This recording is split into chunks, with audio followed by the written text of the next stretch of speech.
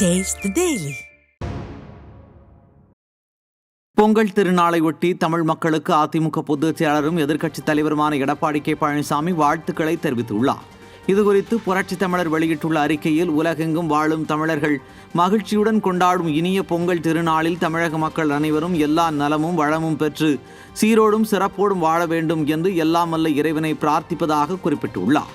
மேலும் புரட்சித் தலைவர் எம்ஜிஆர், புரட்சித் தலைவி அம்மா ஆகியோரது தூய வழியில் மனதார வாழ்த்தியுள்ள அதிமுக பொதுச் செயலாளர் மக்கள் அனைவருக்கும் பொங்கல் திருநாள் நல்வாழ்த்துக்களை மகிழ்ச்சியோடு தெரிவித்துக் கொள்வதாகவும் குறிப்பிட்டுள்ளார். நாகை மாவட்டம் வேதாரண்யத்தில் திரளானோர் முன்னாள் அமைச்சர் OS மணியன் முன்னிலையில் அதிமுகவில் இணைந்தனர்.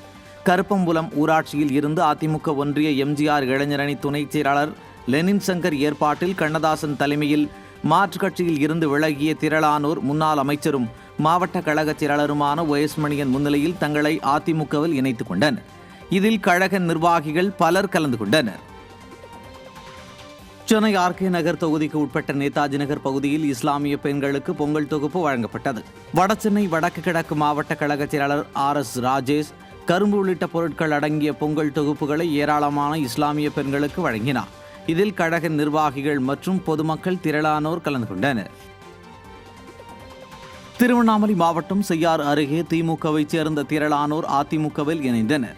தூசி கிராமத்தில் நடைபெற்ற இந்நிகழ்வில் திருவண்ணாமலை வடக்கு மாவட்ட கழக செயலாளர் தூசி K மோகன் தலைமையில் திரளான திமுகவினர் தங்களை அதிமுகவில் இணைத்துக் கொண்டனர்.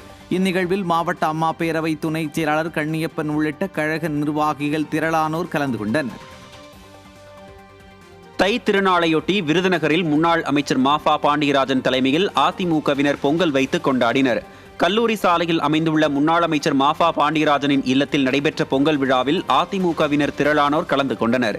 இதையடுத்து வேட்டி சேலை மற்றும் கரும்பு அடங்கிய பொங்கல் தொகுப்பை கழக நிர்வாகிகளுக்கு முன்னாள் அமைச்சர் மாஃபா பாண்டியராஜன் வழங்கினார்.